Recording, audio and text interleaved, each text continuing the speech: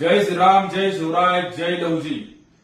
शैक्षणिक वर्षाला प्रारंभ झालेला आहे आणि श्रीरामपूर शहरामध्ये शहरासह ग्रामीण भागातल्या आणि आजूबाजू तालुक्यातल्या हिंदू मुली त्या ठिकाणी शाळा कॉलेजेसमध्ये त्या ठिकाणी येतात राहतात.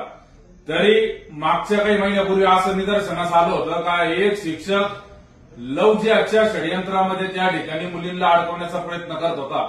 तो विषय आम्ही हाताळला, परंतु या व्हिडिओच्या माध्यमातून त्या ठिकाणी सगळ्या शाळा कॉलेजेस आणि शैक्षणिक संस्था खासगी त्या ठिकाणी क्लास यांना देखील आम्ही आवाहन करतो की आपल्या त्या ठिकाणी संस्थेमध्ये आपल्या क्लासमध्ये अशी घटना त्या ठिकाणी घडती का याची आपण त्या ठिकाणी काळजी घ्यावी.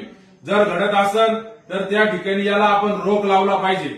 जर आपण या ठिकाणी अशा गोष्टींना जर खतपाणी घालणार असाल तर आपल्या शैक्षणिक संस्थेच्या क्लासच्या त्या ठिकाणी कॉलेजच्या शाळेच्या बाहेर त्या ठिकाणी शुभ्रार आणि आंदोलन करणार.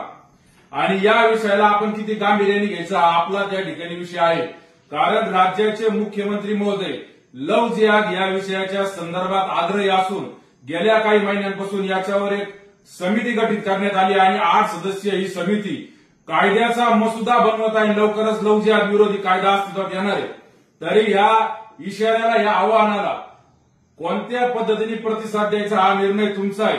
शिवप्रहारच्या माध्यमातून थोडक्यात माहिती सांगतो निर्णय तुम्ही कसा घ्यायचा आहे. शिवप्रहारच्या माध्यमातून त्या ठिकाणी महाराष्ट्रातला पहिला लव जिहाद विरोधी मोर्चा 9 ऑगस्ट 2021 रोजी त्या ठिकाणी आम्ही एका 14 वर्षाच्या हिंदू मुलीसाठी काढला होता. ती मुलगी देखील मोर्चानंतर परत आली. दुसरा मोर्चा मुल्ला कटर या लव जिहादच्या टोळीविरोधात त्या ठिकाणी आम्ही काढला. त्यानंतर भवानी रक्षा मोहीम त्या ठिकाणी राबवली. 12 जिल्ह्यामध्ये 150 पेक्षा जास्त कार्यक्रम हिंदू माता भगिनींमध्ये, मुलींमध्ये जनजागृतीचे त्या ठिकाणी झाले. तसंच त्यासोबतच 17 दिवस मुंबईला पूर्ण पावसामध्ये लव जिहाद विरोधी कायदा अस्तित्वात यावा या मागणीसाठी आम्ही आंदोलन केलं.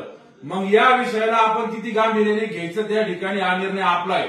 शेवट जाता जाता सांगतो, त्या ठिकाणी शिवप्रहार किती पद्धतीने लोकशाही मार्गाने किती त्या ठिकाणी संयम ठेवून आंदोलन करू शकतं, किती त्या ठिकाणी सचोटीने आंदोलन करू शकतं. याचं एक उदाहरण शेवटचं सांगतो का छत्रपती शिवाजी महाराजांच्या स्मारकासह श्रीरामपूर जिल्हा व्हावा या मागणीसाठी श्रीरामपुरातलं रेकॉर्ड ब्रेक 59 दिवस आंदोलन शिवप्रहारने केलेलं आहे.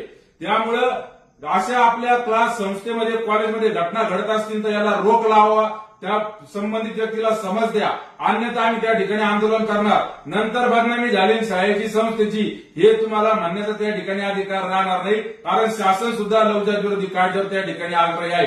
एवढंच आमचं आव्हान शिवप्रहारच्या माध्यमातून आम्ही सगळ्या शिक्षण संस्था, शाळा, कॉलेजेस, खासगी क्लास यांना देत आहे.